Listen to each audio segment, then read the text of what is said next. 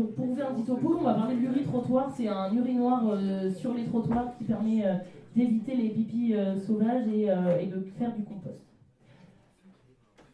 Laurent Victor. Uri-trottoir, Laurent Lebeau, Victor Massip.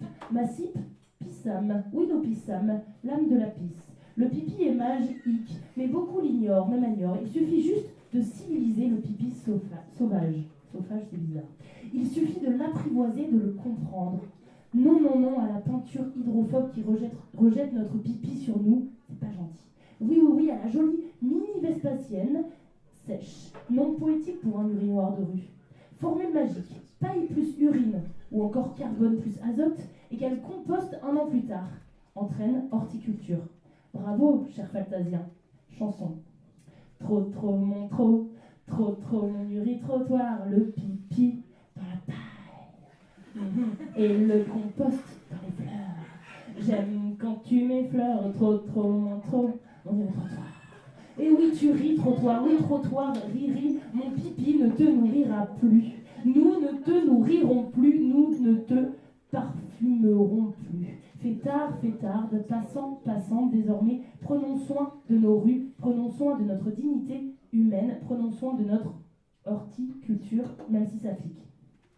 Révolution, bravo, c'est ce qu'on appelle de l'écologie souriante, n'est-ce pas? Merci, merci, merci, merci.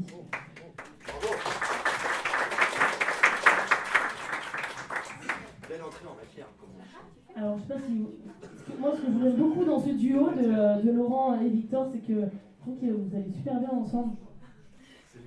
C'est les lunettes, peut-être. Alors, racontez-nous un peu cette histoire. Ça a commencé avec l'uri-trottoir. On en a déjà parlé dans la présentation, mais est-ce que l'un de vous peut nous raconter l'enclenchement de ce design écologiquement souriant? On passe à la phase historique. Et tout a commencé en fait par une visite au Pays de Galles d'un CAT, un Centre Alternative Technologie. Et oui, c'est un projet extrêmement sérieux. Et dans ce centre, en fait, tous les hommes étaient invités à uriner sur des bottes de paille. Seulement, en fait, le problème quand on urine sur des bottes de paille, c'est que ça éclabousse. Et là est venue l'idée de l'uri-trottoir. Parce que l'uri-trottoir, en fait, a eu un bel ancêtre, et qui vit d'ailleurs très très bien aujourd'hui, qui s'appelle l'uri-trottoir. L'uri-trottoir, c'est un urinoir entonnoir. C'est l'association, en fait, de deux fonctions. Et l'idée, justement, c'est de mêler le carbone et l'azote pour en faire du fumier. Et le fumier, une fois composté, on obtient du compost, de l'amendement qu'on va utiliser pour nourrir les plantes. Et en fait, on s'est aperçu que l'intérêt justement de ce mélange carbone-azote, ça évitait une production d'ammoniac et d'odeurs pestilentielles. D'où, en 2013, on a lancé, ça c'est toujours la phase historique, on a lancé un crash test au Hellfest, donc c'est dans le sud de Nantes, le festival de l'enfer. Et là, en fait, au Hellfest, on en a installé 27 sur 9 ronds de valeur et on nous a mis au milieu pile poil du camping où il y avait 30 000 campeurs. Et là, il a fallu, il y a une photo d'ailleurs qui peut circuler. Oui, il y a des photos, faites passer pour que vous compreniez. Là, vous avez sur cette photo un faux glameux. C'est un musher qui se moque des glameux. Ça veut dire quoi ça? Un musher, c'est un mec qui écoute plutôt du hardcore. Mais je vais pas rentrer dans les spécifications métal. Mais globalement, là, c'est un glameux, c'est un faux glameux, parce qu'il a une perruque blonde, et c'est pas un vrai... vous voyez? Non? Je ne pas. Donc, là, on a un spécimen. Là, on est parti sur le débat sur Hellfest. Voilà. Et donc, au Hellfest, pendant 3 jours, on a eu 27 uri-trottoirs. Uri-trottoirs, 27 uri-trottoirs pour 30 000 personnes. Donc en fait, c'était pas assez. Et forcément, ça a débordé. Il y a eu des fontaines d'urine. Et alors, une botte de paille où il y a trop d'urine, c'est grave? Oui, parce que ça commence à sentir. Donc nous, en fait, ce qu'on avait fait, c'est qu'on avait mis nos petites tentes en face des bottes de paille. Et pendant 3 jours, on a compté tous les mecs qui venaient uriner, et les femmes aussi. Parce qu'en fait, on s'est aperçu qu'il y avait des femmes qui venaient avec des pistes de boue. Et c'est là que, on pourra en discuter tout à l'heure, c'est là que ça se touche. Non. Et donc, en fait, ce qui s'est passé, c'est qu'on a fait notre test en grandeur nature. Et aujourd'hui, quand un festival nous demande des urétonoirs, on est en capacité de leur dire, bah voilà, écoutez, si vous avez autant de festivaliers, ça serait bien d'en prendre tant. Parce que sinon, il y a toujours cette problématique, quoi. Donc voilà à quoi a servi l'urétonoir. Et suite en fait à cette première expérimentation, eh bien, on a lancé l'urétrottoir, il y a quoi, au mois de mai dernier, qui est un prolongement de l'urétonoir, mais on passe de l'urinoir sec des champs à l'urinoir sec des villes. Là, l'idée, c'était de combattre les épanchements masculins sauvages. Épanchement. Oui, les épanchements. J'adore. On dit aussi des pipis sauvages. Mais bon. C'est mignon ça. Mais comme nous, on est plutôt universitaires, donc forcément, on cherche des mots. Ça ne voit pas. Donc je vais laisser le soin à Victor de présenter l'urétrottoir. Ouais. Donc n'hésitez pas à faire tourner les visuels pour que vous visualisiez la chose. Excusez-moi, Juliette, une banane nous appelle. Il va nous dire son nom de banane avant tout. Je m'appelle Banane Antoine et je voulais savoir pourquoi la paille. Ah, toi, tu n'as rien écouté. Si, mais t'as il a tout écouté, mais en fait, c'est pas facile à savoir. Il a entendu carbone, azote. Alors, il faut expliquer les choses. Reprenons les choses au début. Que se passe-t-il dans une forêt? Dans une forêt, vous avez des feuilles qui tombent au sol et des petits morceaux de branches, de l'azote et du carbone. En fait, les choses sont là, tombent au sol. La microfaune vient la broyer et vous avez donc progressivement un processus de compostage qui en fait naturellement fait repousser la forêt. C'est l'économie circulaire, c'est une circularité naturelle et on s'inspire de ça avec les urines ou les biodéchets. Le principe est le même, c'est que pour engendrer le système de compostage, il faut en fait de la lignine. La lignine, elle est dans le carbone des morceaux de bois, en fait. Donc, on met de la paille, des copeaux de bois. Ça, en fait, c'est la base de la formation des mycorhizes. Les mycorhizes, ce sont Oui, bon, je suis pas sorcier. Allez, vas-y, Jamie, vas-y, c'est la base, Jamie. en tout cas, c'est la base de l'alimentation de toute la microfaune du sol. On appelle Et donc, maquette, là. il faut des éléments ligneux de carbone du bois. Enfin, voilà. Et donc, ça a plusieurs types de formes. Ça peut être de la paille, et ça a plus ou moins de rendement, en fait. Donc, la paille, c'est bien évidemment un peu moins efficace que ne l'est la sciure de bois, par exemple. Mais, Merci Antoine pour ta question. Merci. Du coup, en fait, la paille, c'est du carbone, et la pisse, c'est de l'azote. D'accord. Et les deux mélangés, au bout d'un an, c'est ça qui fait le compost, Ok. tout ce qui était technique qu'il vient de te dire, Victor. Parce que c'est vraiment pensé à Merci beaucoup. Bravo, bravo, bravo, bravo, bravo. Impressionnant. Donc, on en est où? l'urétrottoir. L'urétrottoir. L'urétrottoir, en fait, nous avons donc, avec Laurent, cherché une solution, non pas des champs, mais des villes. L'adaptation de ce qui fonctionnait bien en festival dans l'espace public. Et bien évidemment, on a assez vite compris que l'endroit ou le lieu le plus pertinent était celui qui était généralement souillé. Et parce qu'on ne va pas spécialement mettre des urinoirs comme ça en plein.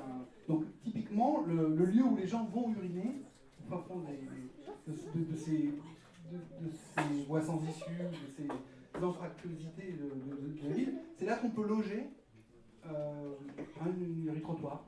Donc on a dessiné un certain nombre de modèles qui ont pour capacité à venir se loger dans ces espaces un peu perdus qui sont généralement souillés. Et donc, ce qui se passe, c'est qu'on a vu, et ça on l'a vu au Hellfest, on se disait mais les gens vont ignorer l'objet, mais bien au contraire en fait. Le fait qu'il ait une silhouette d'urinoir fait qu'en fait, il flèche l'utilisation. C'est-à-dire à partir du moment où le service est décodé, compris, eh bien les gens s'en servent. Donc on a, et ça c'est l'expérience qui permettra de le valider, on a l'intuition que ce qui s'est bien passé en festival peut bien se passer dans l'espace public. Mais ça reste un espoir. Mais normalement, les jurys-trottoirs ne sont pas là pour, on va dire, pour offrir une solution pour tous les passants pour uriner, mais ils sont là, on va dire, ils sont juste glissés dans ces circonvolutions urbaines qui ont été souillées. Donc c'est déjà tracé sur l'asphalte, on a bien que c'est traîné, et l'idée c'est vraiment de les mettre dans ces zones-là. Donc normalement, la personne qui va sortir d'un bar avec une envie pressante va toujours au même endroit, quoi. Donc là, il y aura tout simplement une surprise, c'est-à-dire qu'il y aura un objet qui l'attendra. Par exemple, sur Nantes, avec les services de la propreté de Nantes, on a fait, il y a un mois aujourd'hui, on a fait le tour des 30 points critiques nantais. Pendant 3 heures, de 6h à 9h du matin, on a été voir en fait, toutes les zones qui sont souillées. Et mardi prochain, on y retourne. C'est où la pire zone? La pire zone, c'est C'est la Blétrie. C'est la rue du Puy d'Argent. Ah non, c'est pas rue de la Rue du Blétrie. Puy d'Argent, c'est la petite rue qui descend le long, qui descend parallèlement au passage Pommeraye. Donc là, en fait, en bas, rue du Puy d'Argent, les services de la propreté ont mis en place des déflecteurs à urine, déjà. Si vous regardez bien, il y a des lames, en fait, en métal, peintes en verte, qui avaient pour objectif d'avoir le même rôle que la peinture hydrophobe qui a été imaginée par nos amis allemands. Et qui ne fonctionne absolument pas comme rue du Puy d'Argent. Il faut savoir que quelqu'un qui a beaucoup bu se fiche totalement des gouttelettes qui vont revenir sur lui. Donc en fait, ça ne fonctionne absolument pas.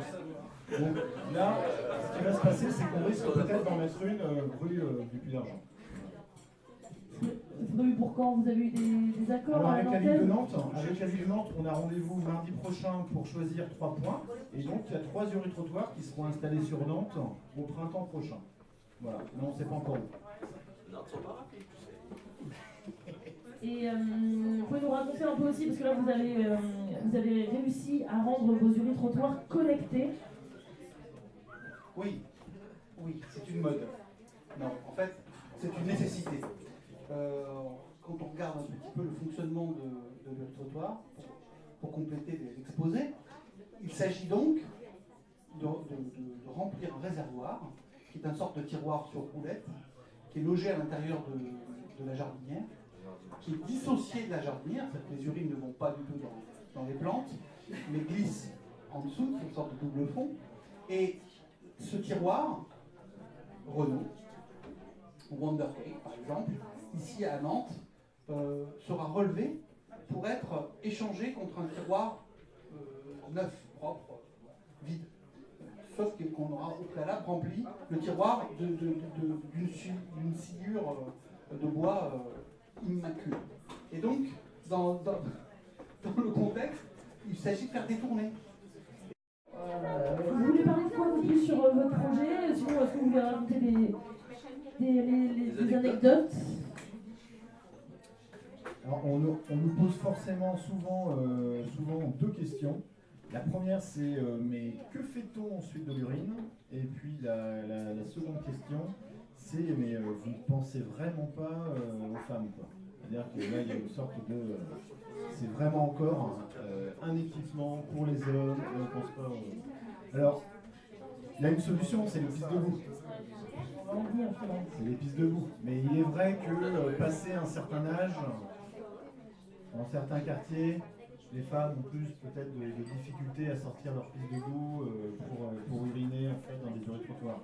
Donc là, la solution en fait, c'est que l'urine-trottoir est un équipement c'est vrai qui a été conçu et pensé pour lutter contre les épanchements masculins.